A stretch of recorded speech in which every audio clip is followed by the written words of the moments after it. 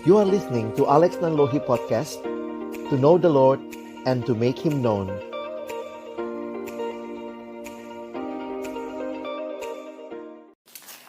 Mari teman-teman, sebelum kita membaca, merenungkan firman Tuhan, kita berdoa. Bapa di dalam surga, kami datang dalam ucapan syukur sore hari ini. Terima kasih kesempatan yang indah Tuhan berikan bagi kami untuk bersama-sama kembali belajar dari kebenaran firman-Mu berkaitan dengan regenerasi. Kami akan membuka firman-Mu, bukalah juga hati kami. Jadikanlah hati kami seperti tanah yang baik, supaya ketika benih firman Tuhan ditaburkan boleh sungguh-sungguh berakar, bertumbuh, dan juga berbuah nyata di dalam hidup kami.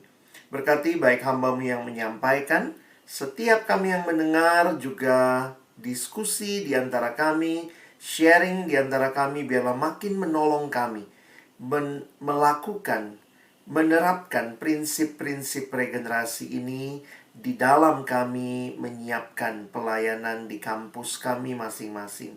Waktu ke depan kami persembahkan dalam tangan pengasihan-Mu. Dalam nama Tuhan Yesus Sang Firman yang hidup, kami menyerahkan pemberitaan firman-Mu. Amin. Shalom teman-teman, selamat sore. Saya bersyukur kepada Tuhan boleh sharing firman Tuhan dengan teman-teman sekalian. Dan ini bagian yang kedua ya. Bagian yang kedua, kita sudah membahas dalam bagian yang sebelumnya tentang apa itu regenerasi, mengapa perlu regenerasi, bagaimana penerapannya. Nah, kali ini Abang ingin mengajak kita memikirkan juga, tentunya ini jadi pergumulan bagi banyak tim regenerasi, bagaimana melakukannya secara khusus dalam konteks pandemi saat ini ya. Nah, saya tentunya tidak akan memberikan detail semuanya, karena saya pikir kalian bisa nanti berdiskusi ya. Saya hanya memberi pengantar ya. Dari pengantar ini nanti sama-sama kita akan diskusi, kita akan dengar sharing, dan juga kiranya menolong memberikan wawasan kepada teman-teman sekalian. Nah, saya akan coba pakai waktu yang ada. Jadi, kita sudah belajar ya. Mungkin yang kita perhatikan ini bicara tentang regenerasi pelayanan ya. Apa itu regenerasi pelayanan? Adalah upaya mempersiapkan generasi berikutnya untuk meneruskan pelayanan dalam persekutuan sesuai dengan visi dan misi yang dari Tuhan. Nah, ada satu prinsip yang menarik yang saya ingin kita perhatikan ketika Paulus berbicara kepada anak rohaninya Timotius tentang meneruskan pelayanan. Itu kita biasa kenal ayatnya yang ada di dalam 2 Timotius 2 ayat yang kedua. Perhatikan ayatnya.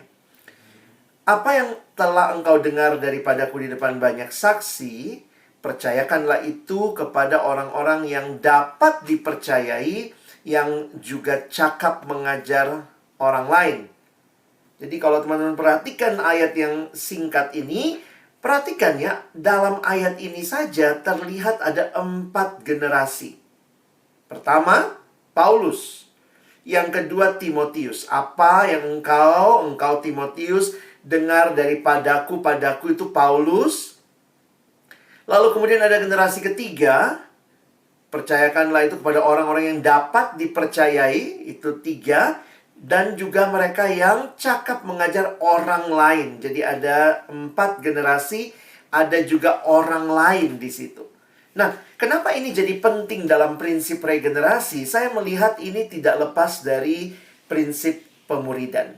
Ya, karena itu penting sekali pemuridan. Kehidupan iman yang dibicarakan di sini bukanlah kehidupan yang hanya transfer knowledge. Kehidupan iman tidak cukup hanya dibicarakan, didiskusikan, tetapi ada pemahaman yang lebih dalam, ada teladan, ada interaksi yang utuh, ada pengalaman iman. Teman-teman, karena itu saya ingin mengajak kita memahami, sebagai saya ini prinsip yang penting sekali. Kalau bicara regenerasi pelayanan, sebenarnya dasarnya itu adalah pemuridan. Dan pemuridan ini bukan sekadar kalau di kampus kita sekarang menerjemahkannya dengan membentuk kelompok-kelompok kecil, tetapi sebenarnya seluruh aktivitas pelayanan mahasiswa tujuan utamanya kan menghasilkan murid. Melalui persekutuan besar juga kita membuat persekutuan yang baik, tema-tema yang tepat untuk menolong orang-orang yang ada di kampus kita jadi murid. Dan kelompok kecil membuatnya semakin nyata. Karena saya pikir kalau hanya persekutuan besar di kampus kita, ya jangan-jangan nanti cuma transfer pemahaman ya, transfer knowledge. Tapi ketika ada kelompok-kelompok pemuridan, terjadilah interaksi yang utuh. Kenapa saya pilih ayat 2 Timotius 2 ayat 2? Karena bagi saya, di dalam ayat ini bicara regenerasi pelayanan. Paulus meneruskan ke Timotius, tetapi Paulus bukan mencari Timotius out of nowhere, tapi Timotius adalah orang yang telah dimuridkan oleh Paulus. Jadi teman-teman perhatikan, regenerasi pelayanan tidak terlepas daripada pemuridan, atau pemuridan menjadi dasar. Karena itu dalam, ya waktu saya masih lebih aktif di pelayanan mahasiswa ya, saya masih ke kampus-kampus waktu itu. Setiap kali ada masalah regenerasi di pelayanan mahasiswa, paling gampang sebenarnya. Ini regenerasi misalnya kita susah cari pengurus, kita sulit cari pemimpin kelompok kecil. Maka lihat, masalah utamanya hampir pasti pemuridan. Hampir pasti pemuridan. Ketika pemuridan tidak berjalan dengan baik, bisa dipastikan, maka regenerasi pun akan sulit. Ya, nah jadi jangan sampai kita mengabaikan. Kita bicara regenerasi, bagaimana meneruskan pelayanan, tapi tidak membangun murid. Perhatikan bagaimana relasi Paulus dan Timotius. Di dalam ayat 2 Timotius pasal yang ketiga, ayat yang ke-10, bagi saya ini menarik ya. Bagaimana Timotius adalah seorang yang Paulus sendiri menginvestasikan hidupnya ke dalam anak rohaninya ini. Lihat ada 7 ku di situ. Ajaranku, cara hidupku, pendirianku, imanku, kesabaranku, kasihku, dan ketekunanku. Teman-teman bisa tahu ajaran saya hanya karena kalian mungkin dengar khotbah saya. Tapi kalian tahu pendirian saya? Kalian tahu misalnya bagaimana kesabaran saya? Itu butuh relasi yang dekat. Butuh interaksi yang utuh. Sehingga mungkin yang lebih tahu itu adalah adik-adik kelompok kecil saya. Orang-orang yang mungkin juga dekat dengan saya, yang tanda kutip ya, pernah bersama-sama, itu akan lebih tahu ketimbang yang hanya seringkali dengar saya misalnya bicara di mimbar. Jadi teman-teman, ini satu realita yang menarik untuk kita perhatikan, bahwa pemuridan yang utuh itu penting buat regenerasi. Lihat bagaimana Paulus, ini ayat 10 kan? Lihat ayat 11-nya. Paulus cerita pengalaman bersama yang bagi saya ini sebenarnya yang menolong Timotius bisa mengerti 7 ku-nya Paulus itu. Ajaranku, cara hidupku ya. Karena Timotius menyertai Paulus. Engkau telah ikut menderita penganiayaan dan sengsara seperti yang telah kuderita di Antioquia dan di Iconium dan di Listra. Daerah-daerah itu, semua penganiayaan itu kuderita dan Tuhan telah melepaskan aku daripadanya. Bahkan penderitaan, pengalaman mengalami penderitaan karena memberitakan Injil, itu menjadi pengalaman yang bukan hanya Paulus alami, tapi ketika dia melibatkan Timotius. Timotius ikut bersama dengan Paulus melayani. Nanti teman-teman kita akan bisa lihat ya, waktu saya memang terbatas. Tapi perhatikan apa yang Paulus alami di Antioquia, di Iconium, di Listra, yang dia dirajam sampai orang pikir dia sudah mati. Dan Timotius saksi mata, kira-kira begitu ya. Karena Timotius juga dari daerah ini. Jadi, teman-teman, saya ingin memastikan dulu yang pertama, waktu kita bicara tentang regenerasi, kita bicara tentang ada murid yang punya beban kembali memuridkan. Jadi, dalam regenerasi, kalau teman-teman perhatikan di Alkitab ya, apa sih pelajaran yang bisa dipetik? Nanti kalian lihat hidupnya siapa? Paulus, Timotius. Di Perjanjian Lama, Musa, Yosua. Itu benar-benar ada life transfer. Jadi life transfer intinya adalah mentransfer iman dan kehidupan dengan Tuhan. Jadi sebenarnya itu apa? Itulah hidup seorang murid. Pengalaman dengan Tuhan. Dan hal ini terjadi bila kita mengizinkan next leader Atau kita pakai istilah next leader dalam arti bukan berarti selalu harus jadi pemimpin dalam arti organisasi ya. Pemimpin kelompok kecil, pengurus. Melihat pergumulan kita yang paling dalam. Sebagaimana Paulus mengajak Timotius. Jadi teman-teman lihat ya, ini prinsip-prinsip yang kita pakai sebenarnya di pelayanan kan. Orang biasanya nggak langsung jadi pengurus. Mulai dari mana? Oh, dia setia PJ, ikut kelompok kecil, ditawarin waktu kita lagi offline, jadi usher ya. Wah, itu kayak karir di pelayanan ya, jadi usher, sambut tamu, anak baru gitu ya. Kemudian nanti beres-beres ruangan gitu. Tapi kemudian mulai kita lihat, wih kayaknya bisa jadi panitia nih. Tawarin jadi panitia.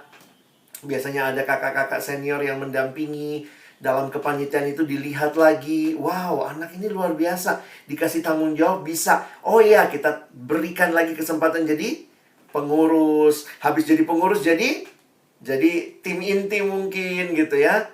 Masuk dalam tim inti. Setelah selesai tim inti jadi tim regenerasi. Jadi sebenarnya kita bisa melihat bahwa prinsip ini di kampus kita alami ya. Atau sebagian besar kampus di Jakarta yang sangat peduli dengan kelompok kecil dan sangat serius dengan persiapan generasi selanjutnya melanjutkan pelayanan, kita bisa lihat itu. Ada tim reknya, ada pembinaan regenerasinya. Nah, tapi ini yang saya nanti ingin ingatkan ke teman-teman ya, perhatikan. Regenerasi tidak dimulai ketika pembinaan regenerasi dimulai. No. Regenerasi dimulai ketika anak itu datang masuk di kampus kita. Mulai kita layani dia. Itulah awal regenerasi pelayanan yang sesungguhnya. Saya ulangi ya. Jangan berpikir regenerasi pelayanan itu kalau dia ikut pembinaan calon pengurus, pembinaan calon pemimpin kelompok kecil. Saya justru melihat pembinaan pengurus, pembinaan calon pemimpin kelompok kecil itu adalah bagian pengutusan, perlengkapan terakhir sebelum dia jadi pengurus. Sebelum dia jadi pemimpin kelompok kecil. Tetapi sebenarnya regenerasi yang sesungguhnya adalah ketika setiap kita melakukan kelompok kecil dengan baik, kita membina orang dengan baik dari awal. Dia masuk mahasiswa baru, penyambutan mahasiswa baru disiapkan dengan baik. Itulah sebenarnya regenerasi. Jadi jangan sekali lagi mengecilkan regenerasi itu hanya dengan ikut kelas pembinaan regenerasi, ikut pembinaan CP, calon pengurus, calon pemimpin kelompok kecil. Ini sebentar lagi nih pada minta pembinaan pengurus gitu ya, pembinaan calon pengurus, pembinaan pengurus baru. Tapi bagi saya sebenarnya regenerasi telah dimulai waktu awal anak itu dibina dengan baik. Ada orang-orang yang memberi diri. Jadi makanya kalau kita lihat seperti ini, harusnya juga teman-teman yang menjadi tim regenerasi itu sadar betul ya bahwa kalian bisa tertolong tugasnya kalau memastikan semua proses di PMK P1, P2, P3, P4 berjalan dengan baik. Kadang-kadang kita pikir, wah ini pengutusan nih, P4 nih. Oh, tapi itu terjadi mulai dari P yang pertama. Karena itu serius lakukan ini sejak awal ya. Jadi ini menunjukkan juga keseriusan kita. Nah, bagian kedua saya ingin kita belajar dari perjalanan misi Rasul Paulus. Perjalanan misi Rasul Paulus yang pertama, teman-teman, kalau kalian perhatikan, perjalanan misi yang pertama itu di Kisah Rasul 12. Saya minta dengan hormat kalian buka Alkitab, ya. Saya minta dengan hormat buka Alkitab karena saya akan menunjukkan dengan cepat apa yang Paulus lakukan dalam perjalanan misinya. Apa sih yang unik dalam perjalanan misi Paulus? Apa yang terjadi? Teman-teman, saya minta kalau kalian buka Alkitab, sekarang lihat judulnya, ya. Kalian bisa lihat judul yang diberikan oleh Lembaga Alkitab Indonesia, mulai dari Kisah Rasul 12 ayat 24 sampai 14 ayat 28. Oke? Kalau kalian sudah menemukan ayat-ayatnya, saya nggak minta kalian baca detail, lihat judul hitam tebalnya saja. Ya, sambil melihat itu, perhatikan peta yang saya kasih di depan. Ya, teman-teman bisa lihat peta ini. Ini adalah Paul first missionary journey. Dari pasal 12 bagian akhir atau beberapa mengatakan mulai pasal yang ke-13 sampai pasal yang ke-14. Teman-teman bisa besarkan, lihat. Paulus mulai perjalanan misi dari gereja internasional yang ada di Antioquia. Lihat paling kanan itu, Antioquia, ada Yerusalem di bawah, Antioquia di atas. Silakan di zoom, kalian bisa lihat ya. Jadi Paulus dan Barnabas diutus, itulah judul dari pasal 12 ayat 24. Kalian bisa lihat di situ. Pasal 12 ayat 24 judulnya Barnabas dan Saulus diutus. Ya, saya sebenarnya bikin judulnya ya. Barnabas dan Saulus diutus. Itu di mana? Perhatikan pasal 13 ayat 1. Pasal 13 ayat 1, pada waktu itu dalam jemaat di Antioquia. Jadi ada beberapa orang pengajar. Jadi kemudian di sini kita lihat ya, mereka sama-sama berkumpul, ada beberapa orang.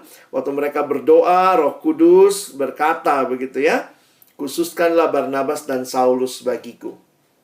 Jadi, gereja Antioquia mengutus 2 misionaris pertama mereka. Barnabas dan Saulus. Nah, dari Antioquia mereka kemana? Nah, ini yang teman-teman perlu ikuti di Alkitabmu sambil lihat di peta. Di sini dituliskan mereka pergi ke Seleukia, pasal 13 ayat 4. Lihat itu Seleukia di situ. Kenapa? Antioquia itu agak di tengah. Seleukia itu di dekat pantai. Dari situ mereka menyeberang ke pulau Siprus. Perhatikan ayat yang ke-6.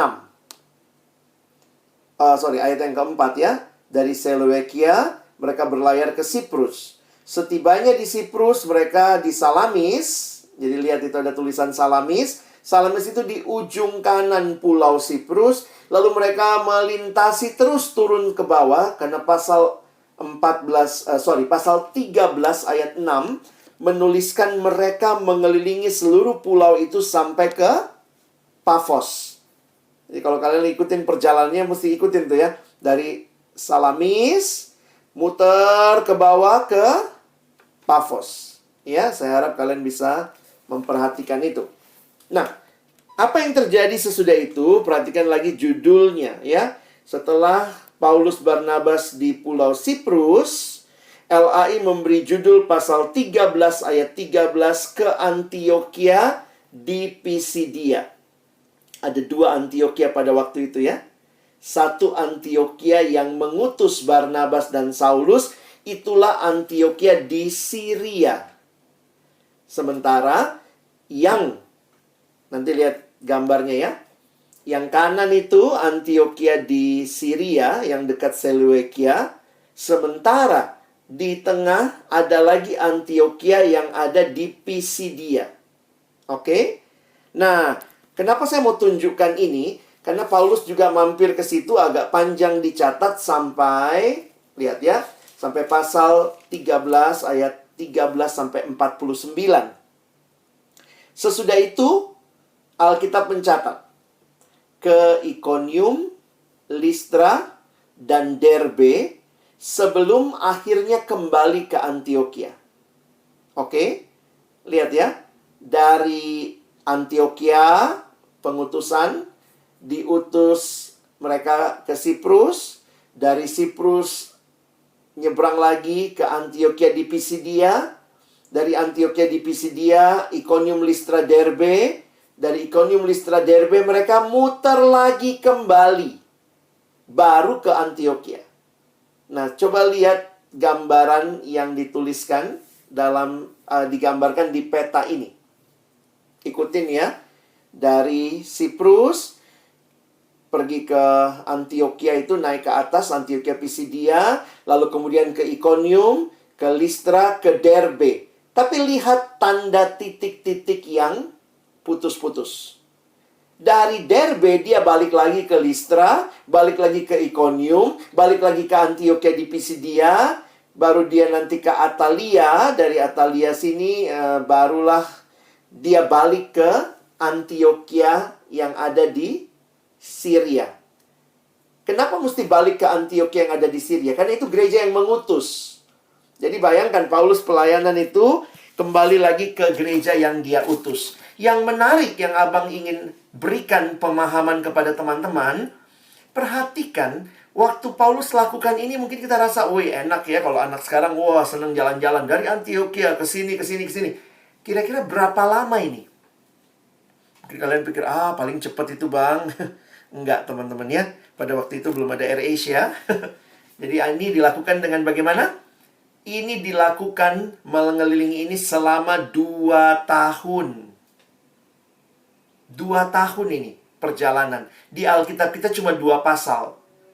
Kalau kita ambil kan 12-nya pasal terakhir, full 13 dan 14. Jadi cuma 2 pasal lebih dikit. Apa yang bisa kita perhatikan? Yang menarik bagi saya adalah catatan yang muncul di ayat berikut. Di Kisah Rasul 14, ketika itu kita perlu mempelajari ayat 22-nya ya. Saya baca ayat 22. Ayat yang ke-21, mulai 21. Paulus dan Barnabas memberitakan Injil di kota itu dan memperoleh banyak murid. Lalu kembalilah mereka. Jadi dia sudah, dari situ dia kembalilah mereka ke Listra, Iconium, dan Antioquia. Di tempat-tempat itu, mereka menguatkan hati murid-murid itu.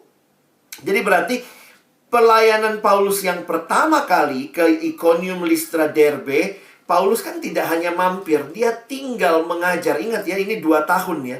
Jadi nampaknya dia invest di beberapa tempat itu, dia hasilkan murid.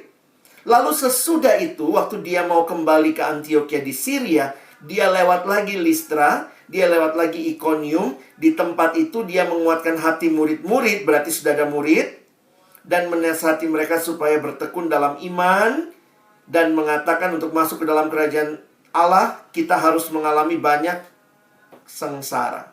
Lalu ayat 23 ini. Di tiap-tiap jemaat, rasul-rasul itu menetapkan penatua-penatua bagi jemaat itu. Dan setelah berdoa dan berpuasa, mereka menyerahkan penatua-penatua itu kepada Tuhan yang adalah sumber kepercayaan mereka. Teman-teman, kenapa saya ingin tunjukkan ayat ini? Ada semacam tim regenerasi tentunya ya, yaitu Paulus dan Barnabas ini. 2 rasul ini, atau karena kita biasanya nggak sebut Barnabas rasul ya, Paulus ya, kita sebut rasul. Tapi mereka di tempat-tempat itu, mereka jadi semacam tim rek itu, lalu memilih orang untuk menjadi pengurus buat jemaat itu. Prosesnya apa? Berdoa, berpuasa. Apa tujuan regenerasi, teman-teman? Kenapa harus regenerasi pelayanan? Saya pikir ini ya, demi jemaat bertumbuh harus ada yang lanjutin. Jadi jangan berpikir tim rek itu cuma cari pengurus baru. Teman-teman pahami ini adalah demi jemaat dilayani dengan baik. Nah, mungkin bagian terakhir karena waktu terbatas, bagaimana mereka memilih?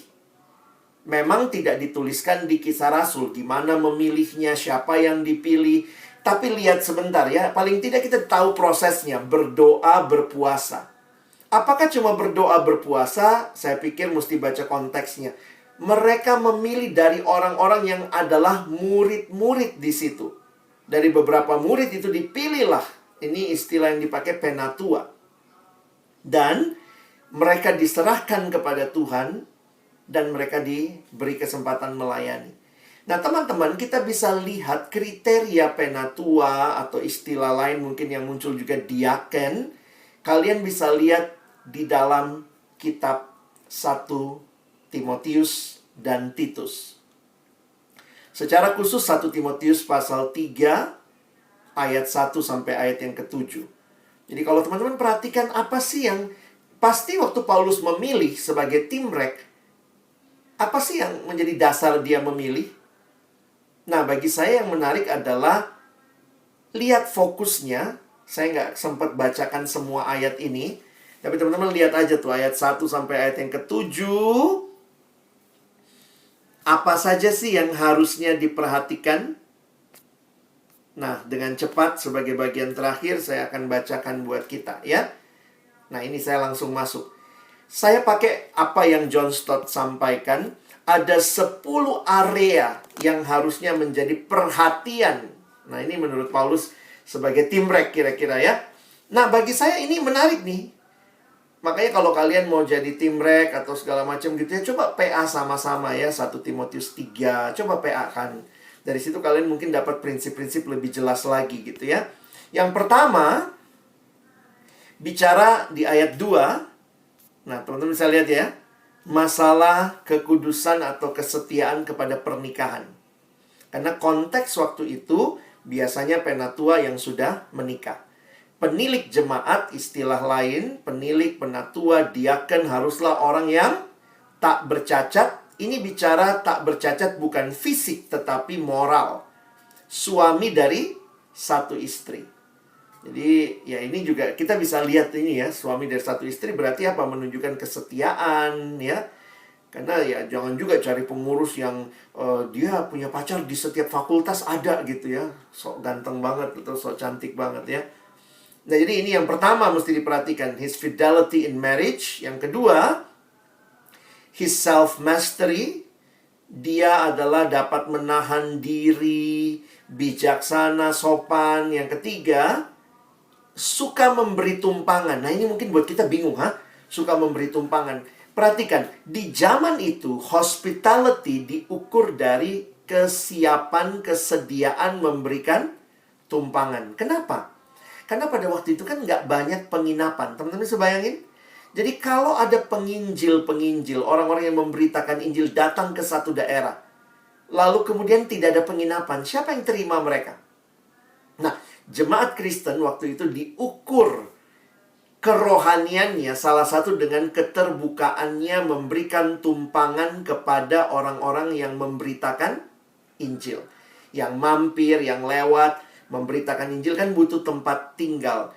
Nah, mungkin kalau buat kita sekarang agak susah ya. Kita nggak kenal orangnya, tahu-tahu datang nginep di rumah kita, siapa tahu pembunuh atau apa. Tapi di masa itu kerohanian diukur dari dia support nggak untuk pemberitaan Injil. Dengan cara apa?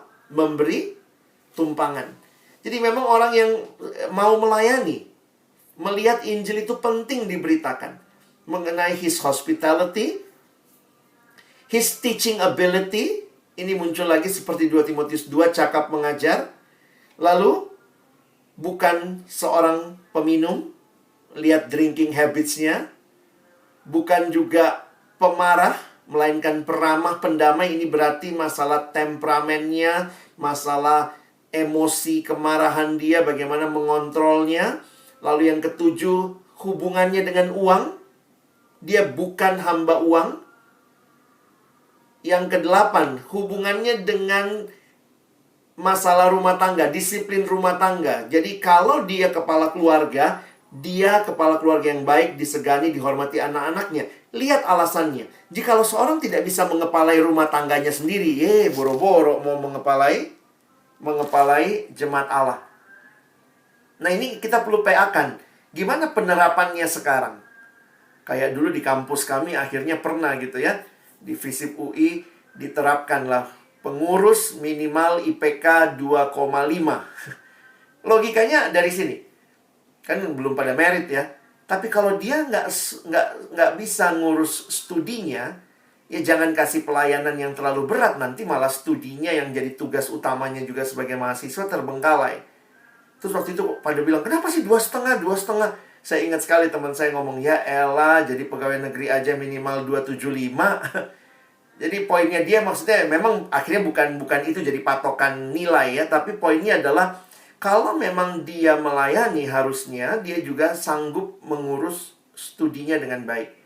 Dan kalau dia bisa ngurus studinya dengan baik, ya itu menunjukkan bahwa dia punya disiplin yang baik. Kira-kira begitulah ya. Yang ke-9, his spiritual maturity. Jelas ternyata Alkitab kasih standarnya. Jangan seorang yang baru bertobat. Kenapa? Jangan menjadi sombong dan kena hukuman iblis. Ya, makanya orang yang baru bertobat itu bukan melayani, itu dibina. Orang baru bertobat butuh pembinaan, bukan butuh pelayanan. Ya, jadi makanya kita juga punya jeda waktu. Bisa jadi dia di kampus baru, tapi siapa tahu dia udah dilayani dari siswa. Jadi secara kematangan rohani sudah lebih baik.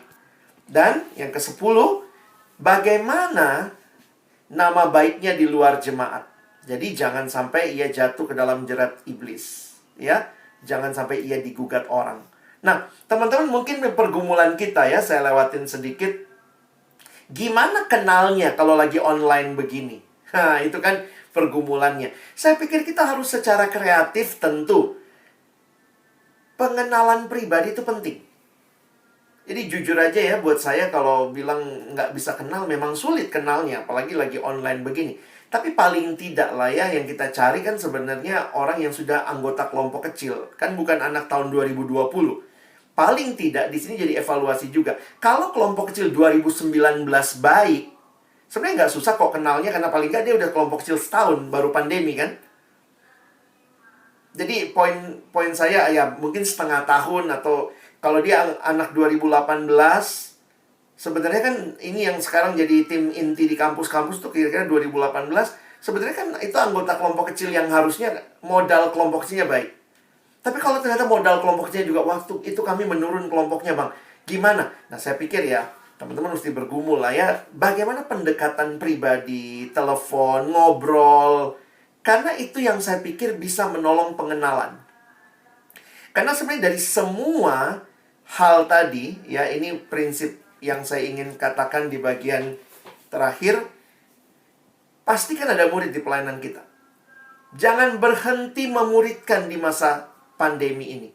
Bisa kok pemuridan online. Memang nggak ketemu, ada keterbatasan, ada. Tapi tetap kita bisa kontak pribadi, malah bisa tiap hari kita WA, kita doain, kita ajak untuk ngobrol. Sebenarnya bisa terjadi pengenalan. Hari ini belajar apa deh? Hari ini gimana sikap dia sama orang tuanya? Mungkin kita perlu pancing dengan pertanyaan-pertanyaan. Ada yang mau didoain nggak dari papa mama di rumah? Aduh susah banget nih keluarga gue malas begini. Kita bisa tahu pendirian dia, kasihnya. Itu terjadi melalui proses natural, bersahabat. Dan jangan berpikir, wah susah nih cari pengurus. Kenapa? Saya nggak kenal orangnya. Tapi apa upaya yang kita lakukan untuk mengenal orang itu? Dan saya pikir di sini pun akhirnya kita jadi sadar. Regenerasi pelayanan tidak dimulai waktu ajak orang ikut pembinaan pengurus, calon pengurus. Tapi sebenarnya sejak awal orang itu diinjili dan dibina. Pada akhirnya kalau semua kriteria ini mau ditarik paling inti, saya mengambil ayat 1 Timotius 4. Kalimatnya, awasilah dirimu, awasilah ajaranmu. Jadi sebenarnya dari ayat ini kita dapat dua hal ya. Yang paling penting adalah punya diri yang baik, karakter yang baik, dan juga punya ajaran yang benar. Jadi sebenarnya dua hal ini yang paling penting, baik dan benar. Baik saja tidak cukup, karena harus benar. Benar saja tidak cukup. Banyak orang doktrinnya ngelotok, tapi nggak rendah hati, nggak mau diajar, sombongnya luar biasa, susah dibilangin. Kalau seperti itu, nggak bisa. Kita mesti punya dua-duanya. Demi apa? Nah ini bagi saya menarik ya, saya tutup dengan ayat ini.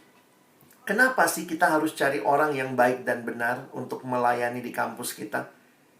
Demi apa pelayan Tuhan harus membangun hidupnya? Kalimat menarik di ayat ini. Bertekunlah, kata Paulus, dalam semuanya itu. Dalam awasi dirimu, hidup baik. Awasi ajaranmu, hidup benar. Karena dengan berbuat demikian, pertama lihat, engkau menyelamatkan dirimu, tapi juga semua orang yang mendengar engkau. Jadi teman-teman bisa lihat prinsipnya, bahwa regenerasi ternyata terjadi supaya jemaat Tuhan terus bertumbuh di kampus kita. Kiranya ini menolong teman-teman untuk boleh punya prinsip, dan juga menolong kalian bisa lebih jelas lagi ke depan dalam memikirkan kalau kalian jadi tim regenerasi. Ayo kita kerjakan sama-sama, perjuangkan pengenalan yang baik supaya kalian bisa kenal dia orang yang baik, dia orang yang benar secara ajaran. Oke, terima kasih. Saya kembalikan kepada teman-teman yang akan Bang Rey ya. Silakan.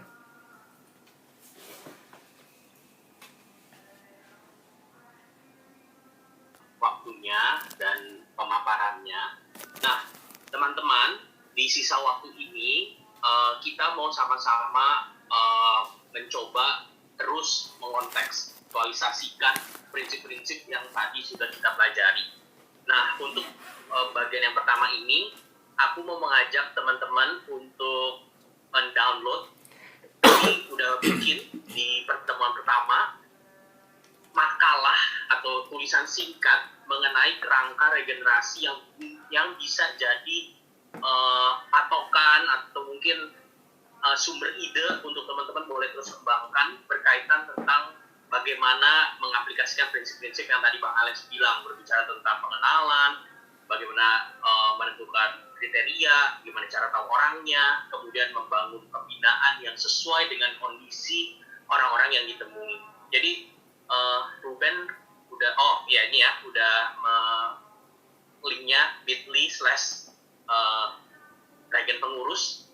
Teman-teman di situ kalian bisa download untuk boleh membaca nanti secara pribadi di rumah. Nah, di dalam kesempatan ini aku juga mau mengajak teman-teman untuk boleh menuliskan. Teman-teman silahkan menuliskan, boleh di grup chat nama kampus teman-teman, kayak gitu ya, misal aku OMIPA, kemudian kalian underscore boleh tuliskan dua hal. Yang pertama, apa yang menjadi pokok doa dari regenerasi kampus. Kalau teman-teman ada yang dari kampus yang sama, nggak apa-apa, kan setiap orang pasti punya pergumulannya atau melihat konsepnya masing-masing gitu ya. Jadi tuliskan yang pertama pokok doa tentang regenerasi, dan itu nanti akan kita doakan bersama. Dan yang kedua, di chat yang sama gitu, lanjutin aja, apakah ada pertanyaan atau apakah ada hal-hal yang teman-teman temui di lapangan, di kampus teman-teman yang ingin teman-teman diskusikan. Nanti mungkin kita bisa dengar beberapa pendapat dari abang kakak. Nah, sembari menunggu, teman-teman boleh menuliskan mungkin doa dan mungkin pertanyaan. Nah, aku juga mau ajak diskusi, atau aku akan juga meminta pendapat dari beberapa abang kakak yang menulis PDF tersebut. Jadi PDF-nya itu teman-teman bisa baca sendiri. Nah, PDF itu ditulis oleh beberapa abang kakak, diantaranya Bang Ruben, Kak Ayuni, Kak Bebet, Bang Argius. Nah, itu dibagi berdasarkan timeline gitu ya, sebelum pembinaan, saat pembinaan, dan setelah pembinaan. Bagaimana kita bisa menolong pengurus-pengurus baru benar-benar bisa ya awasi diri dan awasi ajaran gitu ya, baik dan benar yang tadi Bang Alex bilang. Nah, aku mulai dengan pertanyaan obvious dulu yang mungkin aku akan minta Bang Ruben untuk boleh sharingkan bagiannya gitu ya. Bang Ruben menulis bagian pra pembinaan, artinya bagian kita mengenal, mengontak, mencari nama-nama, kemudian melihat kondisi atau mungkin dari kriteria bagaimana kemudian bisa yakin orangnya seperti itu. Nah, pertanyaan yang paling sering muncul belakangan ini berkaitan regenerasi adalah, Bang, ternyata nggak ketemu, atau ternyata nggak kenal, dan mungkin ada masalah juga PKK-nya nggak kenal juga gitu, karena mungkin nggak berjalan dengan baik di kelompok kecilnya. Nah, Bang Ruben mungkin boleh kasih highlight di bagian Bang Ruben, apa yang Bang Ruben bisa sharingkan mengenai tips and tricks atau mungkin encouragement untuk teman-teman yang lain bisa mengontak atau mencari tahu kondisi calon-calon pengurus. Mungkin boleh Bang Ruben sharing 2-3 menit, silakan Bang. Oke. Ya, aku pikir Bang Ray mau present nih PDF-nya. Nah, teman-teman sambil buka juga ya, apa itu linknya udah bisa diklik, di download, teman-teman bisa lihat. Aku juga nggak usah present ya, biar teman-teman lihat sendiri aja. Cuman memang ada beberapa hal ya di dalam sebelum kepembinaan, dan aku pikir tadi Bang Alex sudah menjelaskan dengan sangat baik gitu ya, membantu aku juga nih untuk ngomong gitu. Jadi teman-teman, yang pertama memang ya seperti yang Bang Alex tadi bilang, bahwa regenerasi bukannya kita sekarang udah mau regen baru kita nyari orang gitu ya. Harusnya kita sudah mempersiapkan ya, baik dalam regenerasi itu sendiri. Aku sih di dalam PDF itu aku tulis kurang lebih ya H-1 sampai H-2 bulan gitu untuk persiapannya ya. Tetapi kan pembinaan kita yang Bang tadi bilang juga itu harusnya sudah dari awal ketika mereka masuk. Nah itu yang pertama teman-teman. Jadi ya kalau misalnya udah terlanjur, ya baru sekarang bang, ya sudah kamu boleh buat gitu. Nah kemudian yang selanjutnya aku tak jelasin semua. Selanjutnya adalah teman-teman bikin timeline, gitu ya. Karena kita ini online, rawan sekali kita lupa waktu, nggak ingat waktu, akhirnya kebablasan gitu. Nah lebih baik kita bikin timeline, kapan gue ngelis nama, kapan gue mulai hubungin, kapan gue mulai tembak gitu kasarnya, dan seterusnya, kapan pembinaan gitu. Nah itu yang kedua. Yang ketiga yang perlu aku tekankan adalah mendata nama. Nah nama-nama itu ya sebagaimana yang tadi juga sudah dijelaskan di dalam khotbah, teman-teman adalah nama-nama yang harusnya kita kenal. Sekali lagi, pengurus baru kan paling muda 2019 gitu ya, 2019 atau, nah itu kan kita sudah temui sebelum pandemi, kita sudah kenal, kita sudah muridkan, sehingga harusnya kecuali 2020 gitu ya, itu kan nggak ketemu, belum pernah ketemu. Tapi kalau udah pernah ketemu harusnya itu tidak susah. Nah tetapi kalau misalnya kita nggak kenal, ya aku tulis di sini kita bisa hubungin PKK-nya. Nah tapi kalau kita PKK yang juga nggak kenal, ya kita diskusikan. Maksudnya gini, kita kan nggak mungkin nyomot orang gitu ya. Kita lihat fotonya di Zoom, mana nih yang paling bagus, kita hubungin, kan nggak kayak gitu kan teman-teman. Pasti kriteria tadi Bang Alex sudah jelas ya. Kita tahu dia sudah bertobat, kita tahu dia menikmati persekutuan di tempat kita, ya. Nah terus bagaimana untuk mengecek itu semua? Ya kupikir disitulah proses kita mengenal dia. Anggaplah ini worst case-nya kita nggak kenal PKK-nya, dia juga nggak deket sama PKK-nya, kita juga nggak terlalu deket sebelumnya, maksudnya waktu offline pun kita nggak deket, baru mau sekarang kita deketin, ya udah gitu. Kupikir karena kita nggak bisa ketemu, walaupun sebenarnya bisa ya, tapi kalau kita mau, ya udah kita mau tetap nih, nggak mau ketemu nih, menjaga protokol, ya udah kita telepon. Kupikir jangan hanya by chat teman-teman, kita telepon, bahkan kalau perlu video call, ya untuk mengenal. Nah apa di dalam percakapan itu yang mau kita cari tahu? Ya kriteria yang tadi Bang Alex sudah sampaikan di Timotius itu teman-teman. Paling tidak kita akhirnya sampai, ya itu prosesnya memang nggak bisa terburu ya teman-teman. Mungkin kita teleponan sama dia bisa seminggu, bisa 2 minggu gitu, atau mungkin bisa sebulan untuk firm gitu. Makanya di awal juga aku bilang kita minta kebutaan sama Tuhan. Ya kita lihat dia sudah mengalami Kristus, terus juga menikmati persekutuan, ya bertumbuh. Ya kalau kita sambil doakan, dia juga kita lihat meresponi juga. Nah mungkin kita sudah bisa mulai, oh berarti si A, si B, si C. Nah setelah mengkonfirmasi hal tadi yang baik dan benar tadi itu, kupikir kita mulai membagikan visi pelayanan, membagikan beban pelayanan gitu ya. Nah ketika kita bagikan itu, kita lihat juga responnya adalah, maksudnya nih orang punya kerinduan nggak sih melayani gitu. Kalau misalnya dia juga menyambut, ya aku nggak perlu teknis detail kalimatnya gimana, tapi kupikir teman-teman bisa ngertilah harusnya gimana sih, nanyanya gimana sih, ngeceknya gitu kasarnya ya. Ya orang tertarik nggak sih melayani, punya hati nggak sih melihat jemaat gitu, punya kerinduan nggak sih orang-orang tuh bisa menerima Kristus, bisa bertumbuh juga. Nah teman-teman mulai bahas pelayanan. Bagaimana nih, misalnya gini, Ray gimana nih, lu kan udah mau senior nih, gimana nih, maba mau masuk nih, kira-kira mau gimana? Nah kayak gitu-gitu sih ya, responnya bisa macam-macam. Ada yang iya bang ya, gimana ya bang ya, ini kan online, gimana ngajak-ngajak dia. Nah paling ya, nah kayak gitu-gitu loh teman-teman. Nah seterusnya ya kalau kita udah semakin yakin, semakin jelas itu ya kita tanyain lah, barulah gimana, kamu mau nggak, bersedia nggak kita tembak kasar gitu.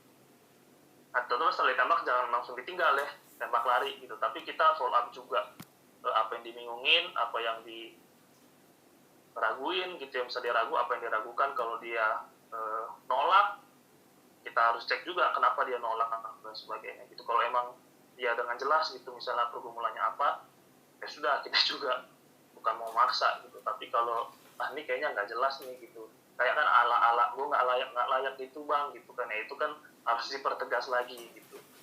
Ya gue pikir kalau sudah jelas ya kita bisa, oh ya sudah gitu, berarti kan tahap selanjutnya ke pembinaan. Nah teman-teman, aku ngerti sih offline aja kita mungkin masih bisa miss gitu ya salah orang atau gimana, tapi ya aku pikir kita minta pimpinan Tuhan lah, minta kepekaan. Aku pikir dalam perjalanan Tuhan yang akan makin membukakan sih gitu, dan semoga kita biar yang nggak salah pilih lah ya. Itu aja sih bang. Oke, terima kasih Bang Ben.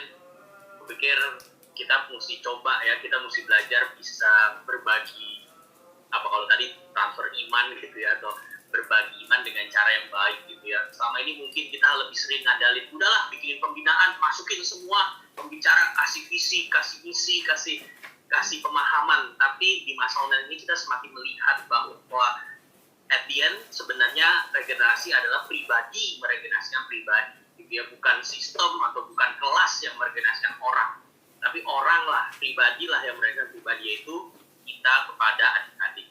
Nah teman-teman, mungkin orang-orang yang kita temui bukan dalam kriteria yang sempurna gitu, kalau kita cari yang centang semua mungkin juga kondisinya susah juga gitu ya. Nah kalau begitu, dari orang-orang yang ada gitu ya, dari memang mereka yang kita setelah pikir dan doakan, oke lah, mungkin dia juga bersedia untuk diajar dan belajar.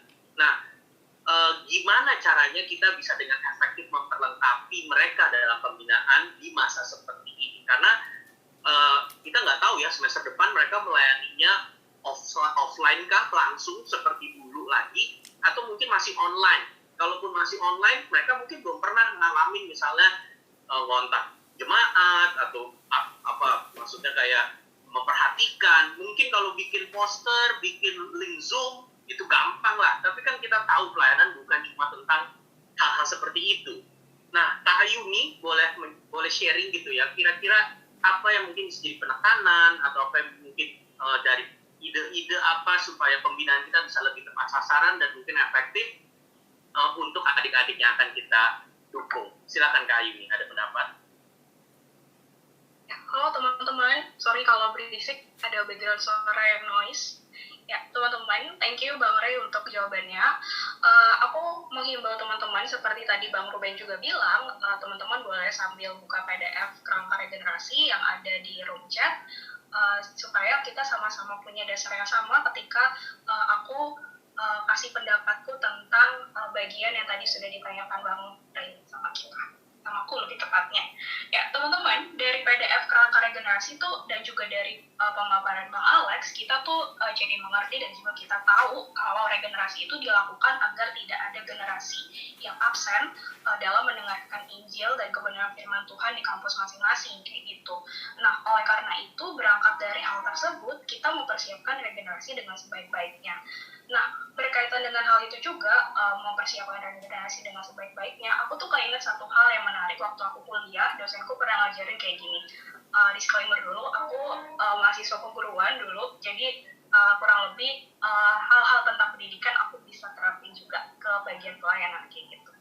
Teman-teman, bagian yang sangat menarik waktu itu dosenku pernah bilang, katanya semakin banyak indera, bukan Bang Indra atau indra-indra yang lain, panca indera kayak gitu yang kita pakai dalam pembelajaran di kelas, itu tuh akan membuat siswa atau peserta didik makin mengingat atau pelajaran itu makin berkesan bagi seorang siswa. Nah, teman-teman, aku tuh pikir bagian ini juga bisa kita terapin gitu loh di dalam pembinaan kepengurusan atau mungkin calon PKK yang akan melayani di kampus kita masing-masing. Caranya seperti apa? Menurutku teman-teman, ini bisa teman-teman diskusikan kembali dengan tim regenerasi di kampus masing-masing. Teman-teman bisa mulai mempertimbangkan pembinaan dalam regenerasi di kampus masing-masing, entah untuk calon pengurus ataupun calon PKK, bukan cuma dalam kelas-kelas aja, tapi bisa juga dibagi dalam kelompok-kelompok yang jauh lebih personal, jauh lebih kecil kayak gitu, dan anggotanya nggak banyak. teman-teman disclaimer, aku bukan bilang kalau kelas-kelas pembinaan seperti biasanya itu kurang atau tidak baik atau tidak cukup untuk membina calon-calon pengurus ataupun calon PKK yang akan melayani setahun ke depan. Bukan teman-teman. Teman-teman perhatikan, itu bisa jadi cukup bagi seseorang kalau memang dia punya dasar melayani bukan dasar melayani, tapi kayak punya dasar pengetahuan yang baik gitu, atau mungkin cuma tinggal dipoles sedikit aja kayak gitu, makanya cuma kelas-kelas pembinaan aja kayak gitu secara online. Tapi ada juga orang-orang yang mungkin sorry to say teman-teman, mungkin ketika kelompok kecil PKK-nya kurang berjuang untuk membina dia, sehingga butuh bagian-bagian lain mungkin yang butuh dibahas bersama di dalam kelompok-kelompok tersebut.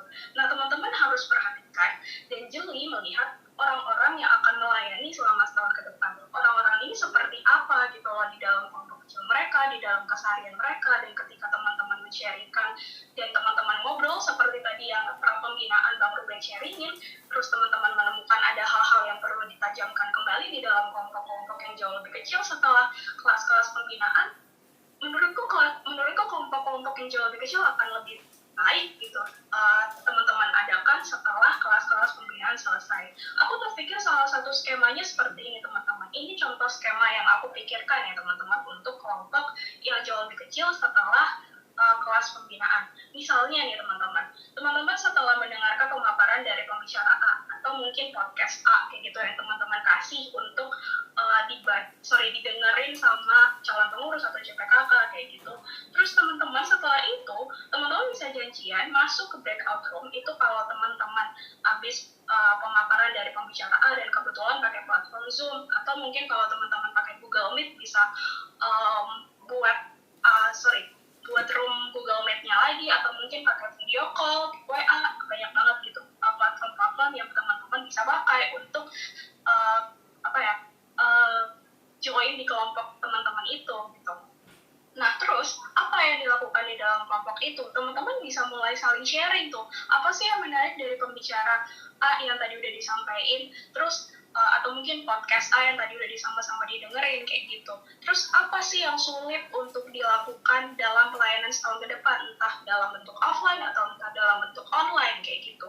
Nah, teman-teman, keuntungannya dari kelompok-kelompok yang jauh lebih kecil yang teman-teman adakan setelah kelas-kelas pembinaan adalah teman-teman sangat lebih mudah untuk melihat dan mengenal mana calon pengurus atau calon PKK yang perlu didekati atau perlu dipoles sedikit lagi, atau mungkin udah bisa dilepas gitu aja kayak gitu.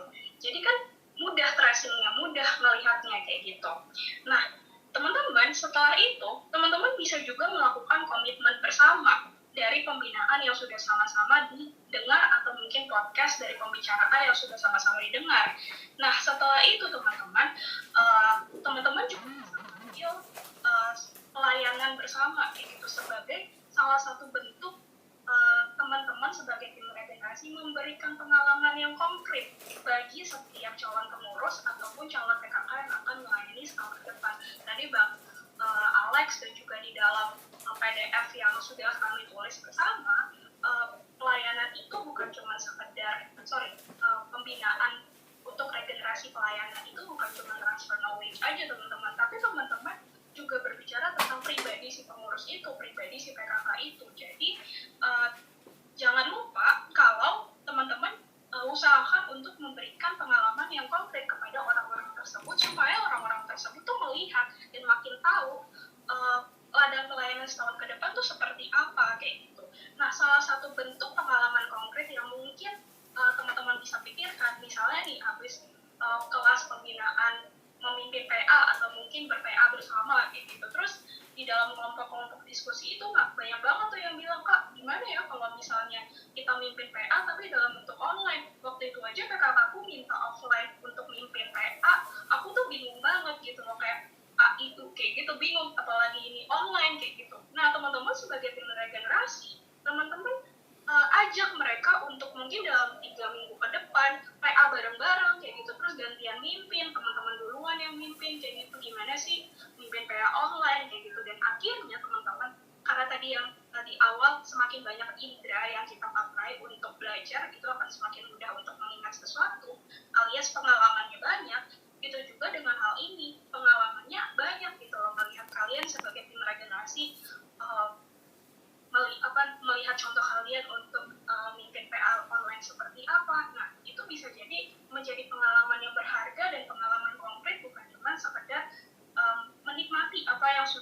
dari pembinaan online lewat Zoom ataupun yang lain atau mungkin podcast kayak gitu. Nah teman-teman, sorry aku buka catatan dulu. Nah dari situ kan kita bisa lihat tuh dari materi pembinaan yang ada sebenarnya mana lagi yang butuh dipoles untuk anak-anak makin mengerti dan makin paham kondisi pelayanan atau ladang pelayanan yang akan dikerjakan selama setahun ke depan. Itu aja yang bisa aku bagiin teman-teman. Oke, terima kasih Kak Ayuni. Jadi kupikir teman-teman 2 bulan sampai Desember gitu ya, kalau mungkin periode kita sampai Desember, 2 bulan ke depan bukan cuma kelas pembinaan, tapi mungkin teman-teman bisa bikin kayak magang gitu ya, atau kerja praktek. Teman-teman yang kalian lihat jadi si kelompok kecil atau si acara, mungkin udah bisa dilibatkan dari sekarang, mulai dari bagian-bagian yang kecil, pimpin doa sebelum PJ untuk pelayan-pelayan, jadi host Zoom. Itu kan hal-hal kecil untuk melibatkan, atau komitmen bersama. Tadi ya, kalau belajar PA mungkin PA bareng, atau mungkin belajar jadi doa pemerhati. Mari kita ambil bagian, misalnya kita bagi-bagi ya, 2 nama buat jemaat yang selama ini kok kayaknya nggak datang Zoom online kayak gitu, untuk kita boleh perhatikan, boleh doakan atau tanya kabarnya, dan itu nanti di follow bersama di kelompok-kelompok tadi. Jadi kupikir ada banyak cara yang memang kita bisa usahakan dan upayakan supaya kita bisa memberikan bagian yang terbaik supaya mereka bisa terus bertumbuh.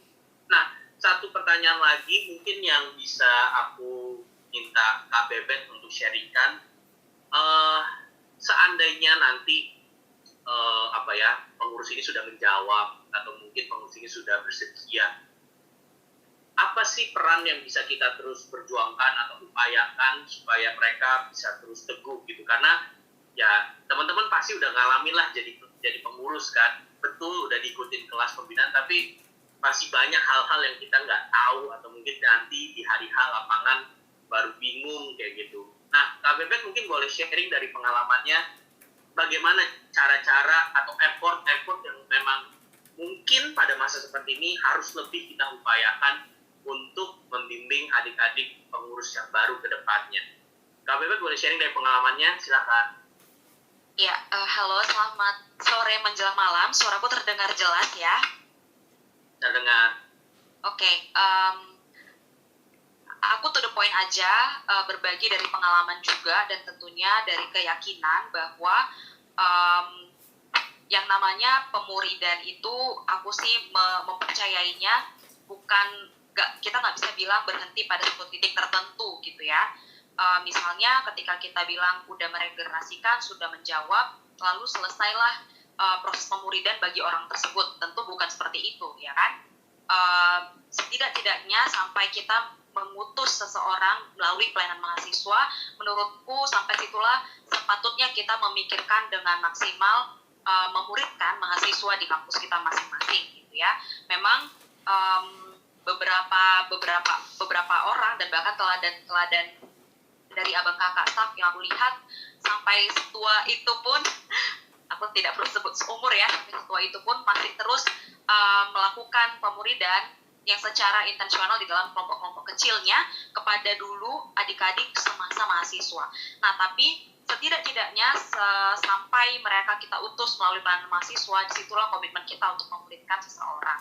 Nah, berangkat dari hal tersebut, aku melihat kemudian hal yang makin harus kita perjuangkan bagi orang-orang yang sudah menjawab untuk menjadi pengurus gitu ya, ya terus memuridkan mereka, yaitu sederhana ya.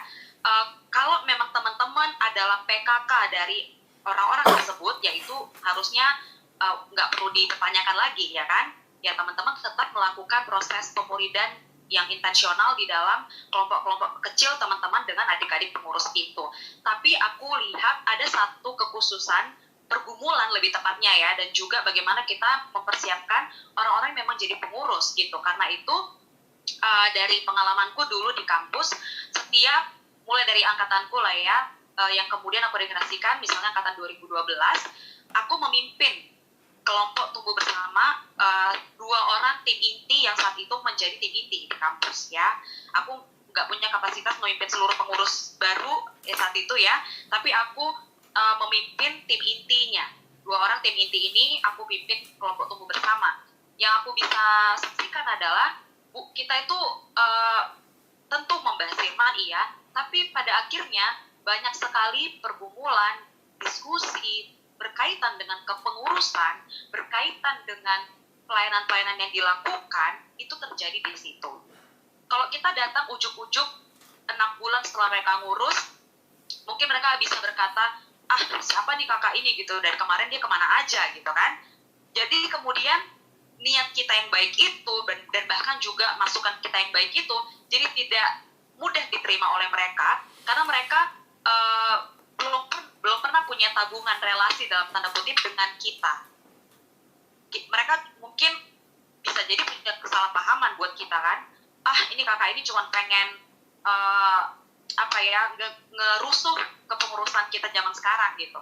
Tapi kalau kita udah punya satu relasi yang terbangun sejak mereka mulai kepengurusan gitu ya, menurutku setiap hal yang baik yang misalnya kita bisa bagikan, kita pengalaman-pengalaman kita dulu, kesalahan-kesalahan kita zaman mengurus gitu ya, itu bisa dengan lebih baik juga diterima oleh mereka dan diskusi pun lebih lancar juga, lebih tajam juga dan lebih terbuka satu dengan yang lain.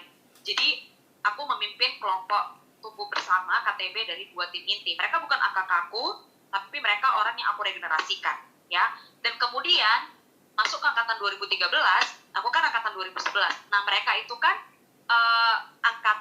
angkatan 2013 kan PKK-PKK-nya adalah angkatan aku ya, angkatan 2011.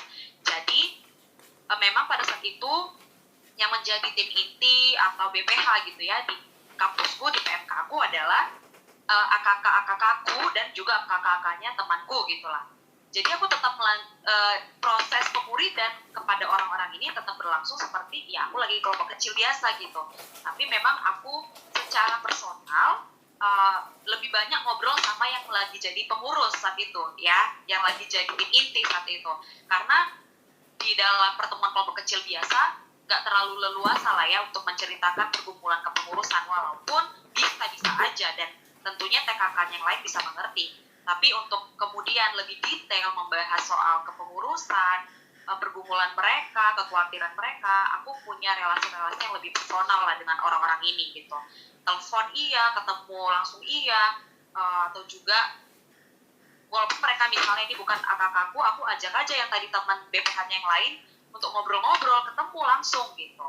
Nah kemudian masuk ke angkatan 2014, saat itu pengurus-pengurus baru, aku memang melihat konteks ya teman-teman. Kalau memang saat itu kelompok-kelompok kecil dari pengurus baru ini masih aktif, ya udah aku percayakanlah proses pemuridan yang berkelanjutan itu kepada PKK-PKK-nya gitu ya. Jadi aku secara pribadi lebih banyak berfokus bangun relasi sama PKK-nya mereka gitu. Jadi PKK angkatan 2014 itu kan angkatan 2012 ya. Angkatan 2012 itu kan adalah yang tadi aku pimpin KTB itu ya, waktu jadi tim inti gitu kan. Dan tentu ada PKK-PKK yang lain gitu. Aku bangun relasi persahabatan nih dengan PKK-PKK-nya gitu. Aku banyak tanya soal AKK-AKK mereka yang lagi jadi pengurus saat itu. Tapi karena saat itu ada juga beberapa orang yang aku tahu kelompok kecilnya nggak bisa dibilang mungkin lagi terhambat mengingat PKK-PKK mereka udah mau lulus gitu ya, atau lagi fokus lah untuk kelulusannya gitu ya. Jadi mereka udah mulai jarang tuh kelompok kecil. Akhirnya aku pimpin juga nih KTB untuk pengurus-pengurus 2014 gitu. Pada akhirnya aku membuka, maksudnya aku bilang sama seluruh pengurus yang perempuan ya, kalian udah punya kelompok kecil, tapi memang ini ada tujuan yang lebih spesifik. Kita diperlengkapi menjadi pengurus di kampus, pengurus pelayanan mahasiswa. Kelompok kecil kan banyak ya aspeknya ya, yang kita bahas pun di sana luas gitu kan. Tapi yang ini aku bilang sama mereka, ini khusus kita diperlengkapi menjadi seorang pengurus. Pergumulan yang kita bagikan, persekutuan doa yang akan kita lakukan di sepanjang KTB pun berkaitan dengan kepengurusan. Tentu tidak menutup kemungkinan konflik pribadi gitu ya, tapi ada satu prioritas gitu. Jadi aku bilang sama mereka silakan didoakan kalau kalian memang terlibat gitu ya. Lalu aku bilang juga sama PKK-nya mereka tadi, supaya maksudnya nggak ada terkesan ini ya, terkesan Kak Bebet ngapain nih kelompok-kelompokin lagi adik-adikku gitu ya. Jadi aku terbuka nih sama PKK mereka, aku kasih tahu concern KTB ini untuk apa. Nah, ternyata mereka semua mau masuk ke dalam KTB itu, walaupun mereka sudah punya kelompok kecil yang berjalan sendiri gitu ya, berjalan sejak awal gitu. Karena semua akhirnya mau, ya akhirnya kami KTB lah ya. Aku nggak tahu juga udah agak besar lah itu ya. Jumlah kami tuh 9 jadinya. Kelompok tumbuh bersama ini memang yang kayak tadi aku bilang ya, kita berfokus untuk diperlengkapi sebagai seorang pengurus. Akhirnya kita KTB tuh dari buku 2 Timotius ya, buku KTB yang eksposisi atau membahas dari 2 Timotius, berdiri teguh dalam kebenaran, pokoknya tentang itulah ya. Nah, dari situ aku tuh baru sadar 2 tahun kemudian setelah aku pimpin KTB pengurus itu, ternyata orang-orang yang lagi aku layani, lagi aku bina, perlengkapi, belajar bareng di dalam KTB pengurus 2014 ini, ya orang-orang yang akhirnya menjadi BPH juga tahun 2016, ya kan? Jadi koordinator tim inti, semua tim inti BPH 2000 angkatan untuk tahun 2016 itu ya adik-adikku dari KTB pengurus 2014 ini. Jadi ternyata ibaratnya kalau mau lanjutin lagi tuh pemuridan bagi mereka yang lagi jadi BPH tahun 2016, aku tinggal melanjutkan KTB-ku. Nah, kemudian aku bagikan hal ini kepada teman-temanku yang lain seangkatanku, 1 tahun di angkatanku. Lebih tepatnya yang tadi lagi menjadi, yang sudah pernah jadi adik KTB-ku, angkatan 2012. Berikutnya aku bagikan juga soal hal ini kepada angkatan 2015, 2013. Ada yang bersedia untuk pimpin KTB pengurus-pengurus baru, ada juga yang tidak. Nggak apa-apa, memang nggak bisa dipaksakan. Kita tetap membukakan concern-nya apa, kita membukakan tujuannya apa, kenapa kita perlu terus membina dan memperlengkapi yang udah menjawab jadi pengurus. Aku doakan mereka, aku kasih waktu mereka berdoa dan mempertimbangkan di hadapan Tuhan, dan aku follow up gimana kamu mau nggak pimpin KTB. Memang ada yang puji Tuhan sih sekarang kita itu nggak harus selalu mengerti proses pemuridan pengurus baru ini dalam kelompok ya. Jadi ada juga adik-adik yang aku tawarkan pergumulan ini tuh nggak bikin kelompok, tapi mereka secara intensional. Nah, bisa juga kayak gitu, secara intensional membangun relasi yang personal kepada terserah mereka mau ke satu orang pengurus kah, ke BPH-nya saja kah, ya terserah kayak gitu. Jadi aku pikir salah satu keyakinanku dan juga dari pengalamanku yang bisa aku saksikan buat kita adalah yang kayak tadi ya, memimpin kelompok-kelompok tumbuh bersama ataupun membangun relasi yang memang intensional kepada orang-orang yang masih mengurus kayak gitu. Dan bisa aku bilang itu semua nggak akan terjadi kalau kita nggak bisa melihat visi pentingnya pelayanan mahasiswa di kampus, nggak bisa melihat pentingnya ada tiap-tiap generasi yang mendengarkan Injil di kampus kita. Karena itu bersamaan dengan menggumulkan jadi pemimpin KTB, aku terus juga menggumulkan benar nggak sih bagiku penting pelayanan mahasiswa ini gitu. Jadi puji Tuhan lewat itu semua Tuhan menguatkan, Tuhan memantapkan untuk terus membina adik-adik pengurus yang sudah menjawab jadi pengurus gitu ya di dalam pelayanan mahasiswa. Itu yang bisa aku bagikan, Kori. Oke, terima kasih Kak Bebet. Teman-teman, kalian yang udah pernah ngalamin jadi TPT, berbahagialah kalau mungkin kalian mengalami kakak-kakak, abang yang boleh memperhatikan, boleh mendampingi, dan kalian merasakan betapa bermanfaatnya dan betapa krusialnya dukungan mereka, perhatian, doa, insight dari apa yang telah mereka lakukan untuk teman-teman. Kalaupun teman-teman belum mengalami atau belum merasakan hal itu dan kalian mungkin tahu betapa sulitnya gitu ya belajar sendiri atau berjalan sendiri, teman-teman kalian punya kesempatan untuk dalam tanda kutip memutus rantai itu kayak gitu. Dan di masa pandemi ini justru malah mungkin itu menjadi satu breakthrough untuk pelayanan di kampus teman-teman, bahwa ada sikap hati yang mau saling memperhatikan, saling membangun, saling menguatkan, bukan hanya sekedar lepas tangan, cuci tangan, aduh akhirnya selesai, dan kemudian semester depan betul udah waktunya skripsian, betul udah waktunya mungkin fokus sama penelitian atau apa hal-hal yang harus kalian perhatikan. Tapi di saat itu pun mungkin teman-teman punya bagian yang sangat krusial yang Tuhan masih percayakan setelah bahkan teman-teman selesai jadi pengurus. Karena itu terus doakan dan terus minta sama Tuhan, tunjukkan hati yang tahu gitu bagian kita di mana dan kita bisa taat mengerjakannya. Nah, untuk pertanyaan terakhir, mungkin aku boleh minta Bang Alex yang memberikan pendapat berkaitan dengan beberapa yang teman Stephen dan Evan tanyakan. Kadang-kadang berkaitan tentang jadi itu kita melibatkan orang di pelayanan supaya dia bertumbuh, atau dalam bertumbuh dulu baru melayani, itu seperti apa batasannya? Dan kalau ini Stephen nanya 2020, kira-kira ada pertimbangan apa nggak Bang Alex berkaitan tentang melibatkan orang supaya bertumbuh di pelayanan, atau kriteria kemudian dari situ kita ajak dia pelayanan? Ada prinsip atau ada hal-hal yang mungkin bisa Bang Alex ingatkan kita? Thank you, Bang. Oke. Baik, saya melihat bahwa pertumbuhan itu adalah sebuah proses, bukan sebuah pencapaian. Jadi mungkin hati-hati berpikir begini, cari pengurus yang sempurna dulu, baru memberikan dia kesempatan melayani. Jadi ekstrim yang satu adalah melihat harus sempurna dulu nih pengurusnya, baru dia ditawarin atau dilibatkan pelayanan.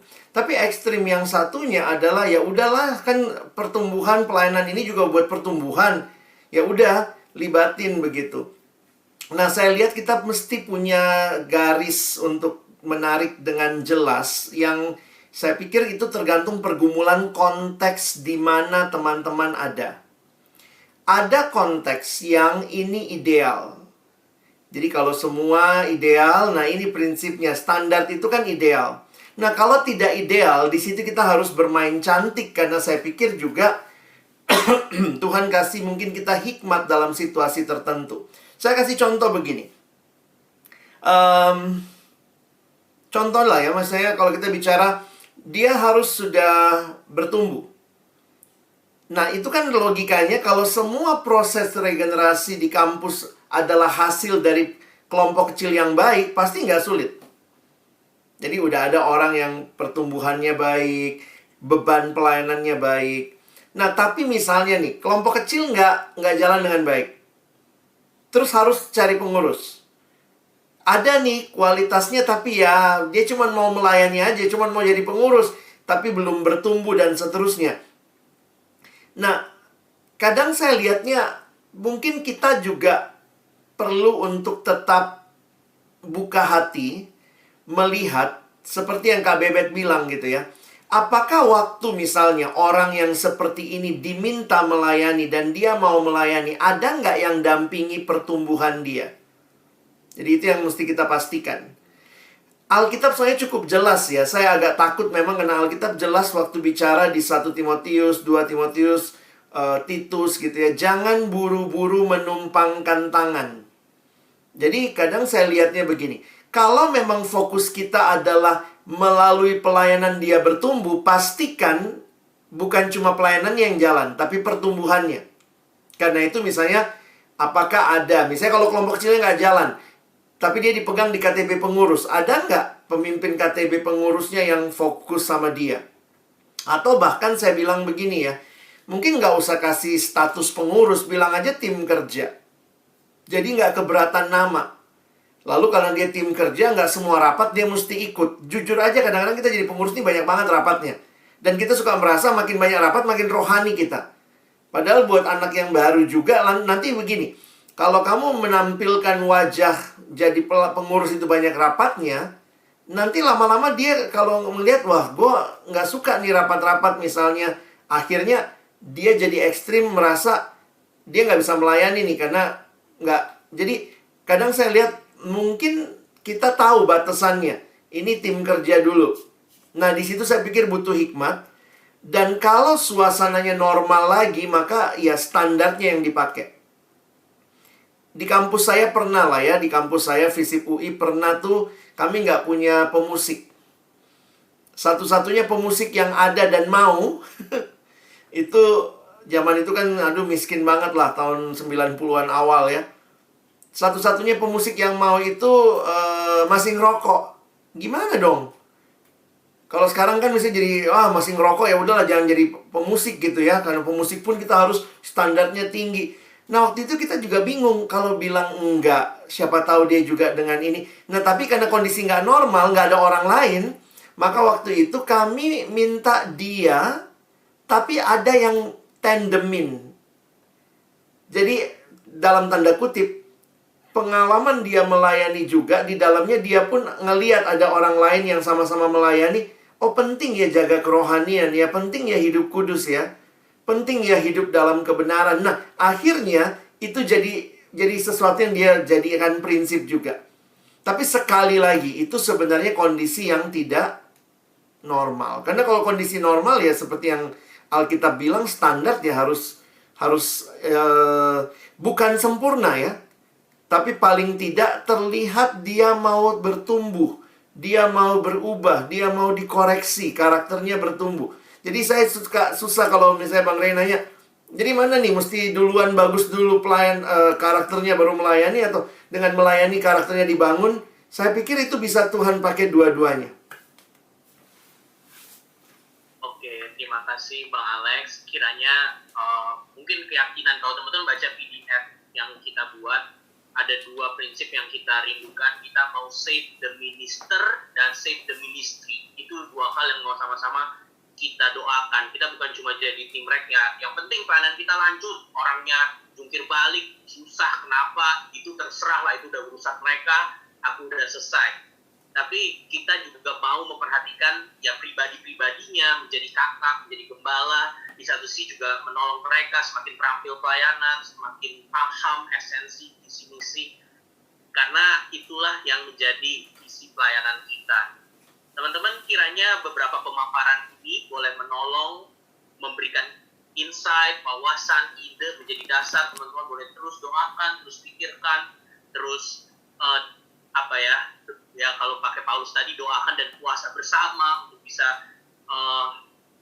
memikirkan proses yang terbaik, mulai dari mengontak, membina, dan bahkan sampai mendampingi setelah pembinaannya selesai dan mereka berjalan di dalam periode mereka. Teman-teman silakan cek rekam PMKJ, bit.ly/rekam PMKJ. Pertemuan pertama Kak Vivi sudah dijelaskan tentang prinsip regenerasi, kerangka regenerasi 5W1 hanya. Hari ini Bang Alex jelaskan tentang prinsip berkaitan tentang pribadinya atau kita sebagai tim reknya meregenerasikan orang-orang yang akan melanjutkan pelayanan. Teman-teman silakan baca PDF-nya, kiranya itu boleh menjadi dasar berdoa, dasar rapat bersama-sama ke depan. Dan kita sama-sama doakan di tengah masa yang mungkin sulit dan gak mudah ini, Tuhan boleh beranugerah memimpin setiap kita, dan boleh membangkitkan adik-adik yang mau belajar dan mau diajar bersama Tuhan dan bersama dengan komunitas di mana kita berada. Terima kasih teman-teman. Aku boleh minta kesediaan Bang Alex menutup untuk doakan kita semua, untuk teman-teman adik-adik kita. Silakan Bang. Mari kita berdoa. Kami kembali datang dalam ucapan syukur karena Tuhan kembali memakai kesempatan kami kumpul bersama menikmati kehadiran-Mu melalui pembinaan ini. Tuhanlah sebenarnya yang paling rindu. Di kampus kami setiap generasi boleh dilayani. Tuhanlah yang paling merindukan bahwa pelayanan boleh terus dilanjutkan. Dan karena itu kami yang berkumpul, kami yang membicarakan tentang regenerasi, kami yang menyerahkan diri jadi tim regenerasi, kami yang juga menjadi bagian dalam kepengurusan saat ini. Kami hanyalah orang-orang yang menikmati percikan cinta Tuhan yang besar itu bagi jemaat-Mu yang ada di kampus-kampus kami masing-masing. Karena itu kami mohon ya Tuhan, biarlah kami yang menyadari hal ini.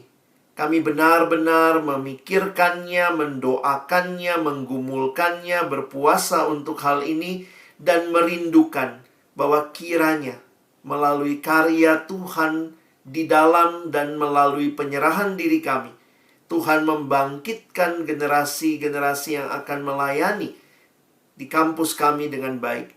Orang-orang yang sungguh-sungguh mencintai Tuhan. Orang-orang yang punya karakter yang baik dan punya ajaran yang benar. Dengan demikian mereka akan menyelamatkan dirinya dan juga setiap orang yang mendengarkan mereka. Tuhan, kiranya apa yang kami terima hari ini, yang kami gumulkan juga dari banyak pokok doa yang hamba baca di live, di chat, maupun juga dari pertanyaan-pertanyaan, biarlah ini menunjukkan keseriusan kami meminta Tuhan terlibat, bekerja, memakai kami dengan hikmat daripadamu, memberikan kepada kami kemampuan untuk menyiapkan proses regenerasi yang baik di kampus kami masing-masing. Teruslah berkarya. Terima kasih buat PMKJ kami sore hari ini. Terima kasih juga buat teman-teman pengurus PMKJ, para staf yang memikirkan dengan dalam bagaimana semua ini bisa diberikan, disampaikan, dan menolong kampus-kampus untuk boleh punya proses regenerasi yang baik, bahkan di tengah-tengah situasi pandemi ini. Segala kemuliaan bagimu Tuhan, yang sudah memungkinkan semua ini boleh kami nikmati. Dalam nama Tuhan Yesus kami berdoa, bersyukur. Amin. Amin. Terima kasih teman-teman buat kesempatannya hadir.